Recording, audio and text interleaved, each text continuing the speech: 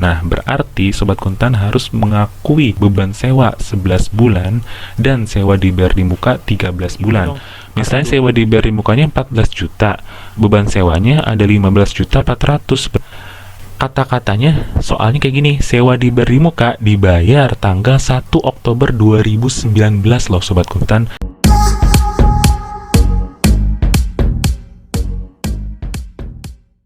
Assalamualaikum warahmatullahi wabarakatuh. Halo Sobat Kuntan, jumpa lagi dengan Bang Kuntan, belajar akuntansi dengan happy. Kali ini Bang Kuntan akan menjelaskan contoh kasus dari jurnal penyesuaian. Yang pertama yang akan Bang Kuntan bahas ialah mengenai beban dibayar di muka. Saya akan mengambil contoh sewa dibayar di muka aja ya, misalnya sewa gedung. Oke, langsung saja disimak. Nah, sini ada contoh kasus. Contoh kasusnya tanggal 1 Februari 2020 dibayar sewa gedung untuk 2 tahun sebesar 24 juta. Di sini perlakuannya bisa dicatat sebagai harta, bisa dicatat sebagai beban. Tergantung di soalnya ditulisnya keterangannya dicatat sebagai apa ya. Nah, kalau ada soal kayak gini, berarti yang pertama kita coba satu-satu ya. Yang pertama dicatat sebagai harta. Berarti di 1 Februari 2020 dia catatnya itu sebagai harta. Harta itu sewa dibayar di muka. Berarti dia catat 24 juta itu sewa dibayar di muka pada cash atau utang kalau dia bayar kredit ya, sebesar 24 juta. Kalau dia dicatat sebagai beban, berarti pada tanggal 1 Februari dia langsung catat beban sewa pada cash 24 juta rupiah. Nah, itu yang awal udah nggak ada masalah ya kalau dicatat sebagai beban atau sebagai harta. Pasti yang sekarang kita permasalahan itu bagaimana penyesuaian di akhir tahunnya pada tanggal 31 Desember 2020. Nah, buat temen-temen, buat Sobat Kuntan yang harus Sobat Kuntan inget tuh konsepnya seperti ini ya. Jadi gini, dari bulan Februari sampai bulan Desember, oke, karena kan Desember kita mau tutup, kita mau bikin laporan keuangan. Berarti kita harus menyesuaikan kondisi yang sebenarnya. Februari sampai dengan Desember itu ada 11 bulan. Oke. Berarti sewanya itu kita sudah pakai sebanyak 11 bulan dari Februari sampai dengan Desember. Kalau kita sudah pakai, berarti sudah kita akui sebagai beban. Nah, berarti yang Sobat Kuntan harus ingat, yang harus dipahami, di akhir tahun itu kita harus mengakui beban sewa sebesar 11 bulan dan sewa dibayar di mukanya itu berarti sisanya yang kita bayar di muka berarti sisanya dari Januari 2021 sampai dengan Januari 2022 ya kalau nggak salah, sebanyak 13 bulan. Nah, berarti Sobat Kuntan harus mengakui atau memunculkan beban sewa 11 bulan dan sewa dibayar di muka 13 bulan. Karena 24 juta itu untuk 2 tahun, maka sebulannya 1 juta, 24 juta dibagi 24 bulan ya, jadi 1 juta sebulan.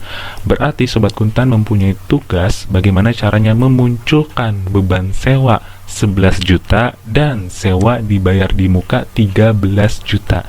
Pokoknya itu intinya, mau dicatat sebagai harta, mau dicatat sebagai beban, tugasnya memunculkan beban sebesar 11 juta dan sewa dibayar di muka 13 juta. Itu yang pertama harus diingat ya. Nah, sekarang langsung kita ke jurnalnya. Yang pertama, dicatat sebagai harta nih, misalnya pada saat pembayaran dicatat sebagai harta. Berarti di tanggal 31 Desember, kan kita gini caranya. Kita lihat, dia dicatat dicatat sebagai harta. Berarti dia nyatatnya sebagai sewa dibayar di muka. Otomatis akun sewa dibayar di mukanya sudah muncul. Teman-teman gak usah lagi mikirin sewa dibayar di muka. Berarti yang belum ada akun apa? Yang belum ada akun beban sewa. Berarti tugas teman-teman memunculkan akun beban sewa. Nah, ingat lagi konsep yang awal. Harus munculin beban sewa berapa? 11 juta. Maka 11 juta yang dicatat. Makanya beban sewa pada sewa dibayar di muka 11 juta. Otomatis karena sewa dibayar di mukanya dikredit, ya, 11 juta, maka otomatis nanti sewa dibayar di mukanya akan mempunyai saldo 13 juta. 24 dikurang 11, ya kan? 13 juta. Jadi, teman-teman gak usah mikirin pusing-pusing lagi. Yang penting, munculin akun yang belum ada. Yang belum ada kan beban sewa. Nah, beban sewa harus munculin berapa? 11 juta. Berarti catat 11 juta. Nggak pusing kan? Otomatis sewa dibayar di mukanya kan ngikut. Karena udah tahu pasangannya apa. Nah, kalau dicatat sebagai beban, ya kebalikannya. Karena di awal dia udah catat sebagai beban sewa, maka akun beban sewanya udah ada. Jadi teman-teman gak usah mikirin akun beban sewa, yang harus teman-teman pikirin munculin sewa dibayar di mukanya. Sewa dibayar di mukanya tadi harus muncul berapa? 13 juta. 13 jutanya yang teman-teman catat. Berarti sewa dibayar di muka 13 juta, kreditnya beban sewa 13 juta. Oke, karena otomatis beban sewanya akan mengurangi 24 dikurang 13 akan berkurang sisa 11 juta. Sama aja kan konsepnya, pokoknya intinya gitu. Dia nyatetnya pertama kali apa? Sewa dibayar di muka atau beban sewa. Kalau dia pertama kali catat itu nggak usah dipikirin, karena akun itu udah pasti ada. Yang belum ada apa? Beban atau sewa dibayar di muka. Nah itu yang dimunculin itu berarti yang dicatat di debit, yang ditambah. Oke, ditambahnya berapa? Balik lagi ke konsep awal, kita kan udah hitung kan ya, bebannya 11 juta, sewa di muka 13 juta. Berarti teman-teman udah punya pegangan 11 sama 13, tinggal dilihat dicatatnya sebagai apa, dia dicatatnya sebagai apa gitu. Oke, bisa dipahami kan ya. Nah, misalnya lagi contoh soalnya lagi yang lain seperti ini. Nah, kalau kayak gini dia nggak ada keterangannya nih dicatat sebagai harta atau dicatat sebagai beban. Kalau seperti ini teman-teman langsung aja langsung saja dicatat sebagai harta. Kenapa? Karena biasanya kalau dicatat untuk jangka waktu 6 bulan, 2 tahun, setahun, 3 tahun itu kita harus mengakui sebagai harta dulu. Karena kalau dicatat langsung sebagai beban, takutnya kayak merugikan diri sendiri gitu. Jadi lebih masuk akal sih harusnya memang dicatat sebagai harta. Oke? Nah, kalau soalnya hanya kayak gini berarti diperlakukannya sama seperti harta ya. Jadi untuk jurnal penyesuaian juga sama seperti tadi ya, saya nggak perlu jelasin lagi. Terus yang terakhir, misalnya penyesuaiannya dilakukan tiap bulan nih. Sama, nggak ada keterangan juga harta atau beban, tapi dilakukan penyesuaian tiap bulan. Berarti kalau kayak gini, dia itu dari Februari sampai November dia udah AJP, dia udah jurnal penyesuaian. Berarti Februari dia jurnal penyesuaian. Beban sewa di muka cuma 1 bulan doang kan, bulan Februari, berarti dia udah catat 1 juta di Februari, Maret 1 juta, April 1 juta sampai dengan November. Berarti di Desember pas kita mau bikin lagi kan, di sini kan buatlah jurnal penyesuaian tanggal 31 Desember. Berarti kita hanya catat 1 juta karena penyesuaiannya sudah dilakukan tiap bulan. Februari sampai dengan November sudah dicatat jurnal penyesuaiannya 1 juta, 1 juta, 1 juta. Berarti teman-teman hanya mencatat di akhir Desember hanya 1 juta juga. Oke? Seperti itu. Nah, oke, lanjut lagi sekarang contoh yang kedua. Nah, contoh yang kedua ini saya akan menampilkan neraca saldonya, karena bisa saja nanti soalnya memunculkan neraca saldo, entah itu teman-teman bekas dari ngerjain jurnal sampai dengan neraca saldo, atau langsung dikasih neraca saldonya di soal. Ini sih sebenarnya sama ya konsepnya kayak di soal sebelumnya. Misalnya kayak gini, di neraca saldonya itu muncul akun sewa dibayar di muka. Nah, di sini keterangannya sewa dibayar di muka untuk jangka waktu 2 tahun. Berarti konsepnya sama ya kayak yang pertama kali saya kasih tahu itu. Hanya saya ingin kasih catatan saja, misalnya kayak gini kan nggak jelas, sewa dibayar di muka untuk jangka waktu 2 tahun, kita kan nggak tahu itu bayarnya dari kapan. Berarti kok kayak gini, ya kita mau nggak mau asumsikan bahwa sewa dibayar di muka ini tuh ya dalam jangka waktu 2 tahun, berarti sampai akhir Desember 2020, ya berarti kita anggap aja setahun, jadi dia bayarnya bulan Januari, walaupun kita nggak tahu nih karena soalnya nggak jelas kan ya, kecuali ada ralat dari guru-guru Sobat Kuntan atau ada keterangan lebih lanjut lagi. Tapi kalau soalnya nggak jelas kayak gini ya mau nggak mau kita asumsikan selama setahun. Oke. Jadi 12 juta 12 bulan. Tapi kalau ada keterangan kayak gini, sewa dibayar di muka dibayar tanggal 1 Februari untuk jangka waktu 2 tahun. Nah, ketahuan nih 1 Februari 2020. Berarti Sobat Kuntan hitung seperti biasa kayak yang tadi saya udah kasih tahu ya di sebelumnya. Februari sampai dengan Desember 11 bulan. Ya, berarti bebannya 11 bulan, sewa dibayar 13 bulan. Sama ya pencatatannya. Oke. Dan yang selanjutnya juga sama. Ini hanya untuk beda tampilan aja ya. Tampilannya di sini ditampilkan dalam bentuk neraca saldo. Berarti kok kayak gini kan yang ditampilkan beban sewanya. Karena di sini sewa dibayar di mukanya nggak ada kan, sama kayak tadi. Sewa dibayar di mukanya ada, tapi beban sewanya nggak ada. Oke, jadi itu maksudnya untuk diinformasikan bahwa dicatatnya itu sebagai ini gitu, sebagai beban atau sebagai harta gitu. Dan perlakuannya juga sama kayak tadi.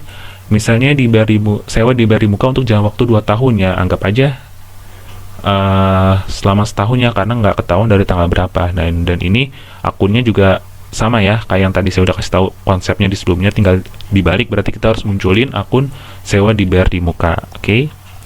Terus sewa dibayar di muka dibayar tanggal 1 Februari. Nah, ini jelas. Berarti kita hitung selama 11 bulan dan 13 bulan. Dan berarti kita harus munculin sewa dibayar di muka 13 bulan, 13 juta. Kreditnya beban sewa. Sama ya konsepnya kayak tadi, hanya beda tampilannya aja. Nah, yang ini yang saya ingin kasih tahu ke Sobat Kuntan.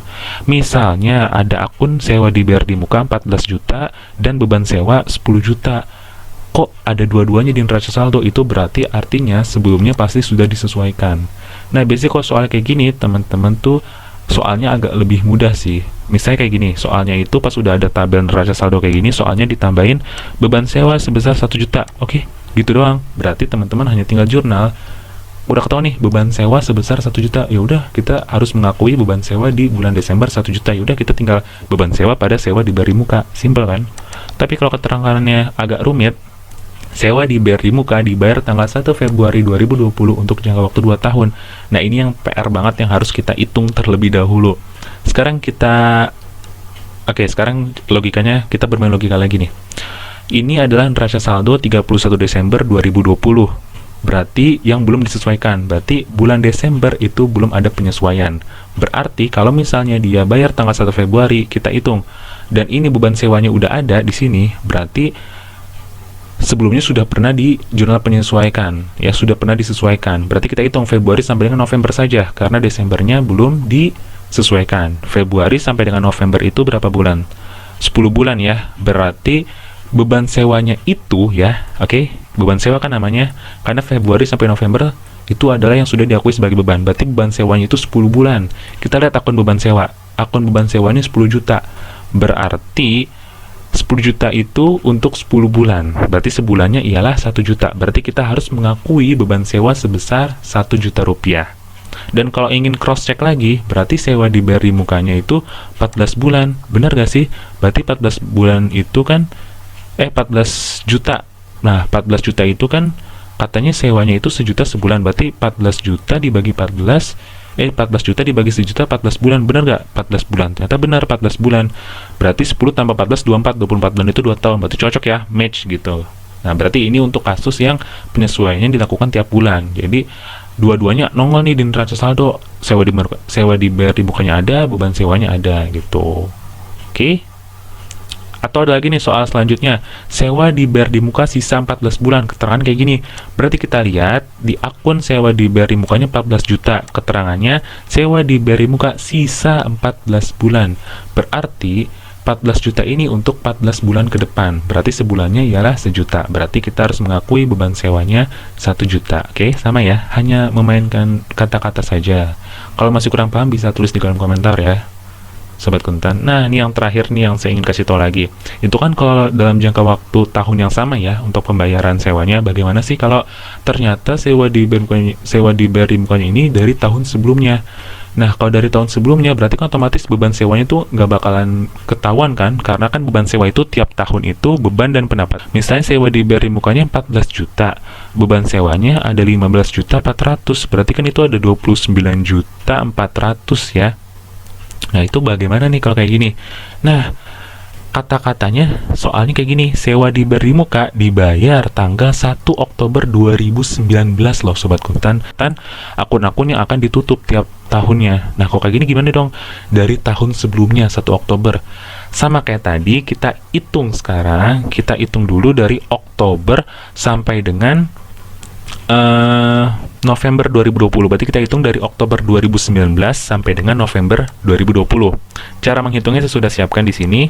Nah, Oktober sampai dengan November 2020 ya, itu beban sewa yang sudah diakui. Kalau kita lihat dari Oktober sampai dengan November itu ada 14 bulan. Oke, ada 14 bulan. Nah, tetapi kan kita beban sewa itu tiap tahun ditutup. Berarti tahun 2019 itu udah ditutup beban sewanya. Berarti otomatis beban sewanya ditutup 3 bulan, ya kan? Oktober, November, Desember, 3 bulan ini sudah ditutup beban sewanya. Berarti otomatis beban sewa 2019 tidak akan ngikut ke tahun 2020.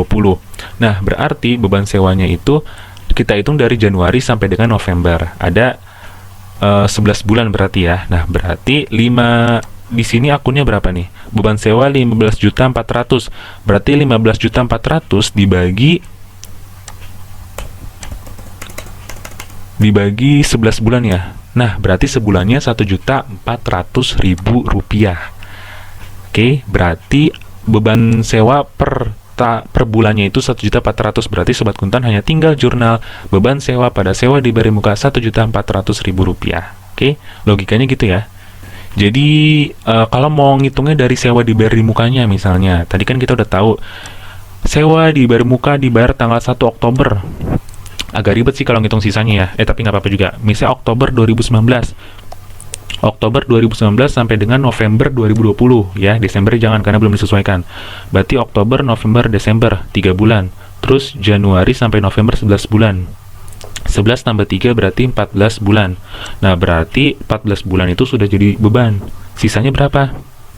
Sisanya adalah 14, sisanya 10. Nah, berarti sewa dibayar di muka ini 14 juta ini untuk 10 bulan.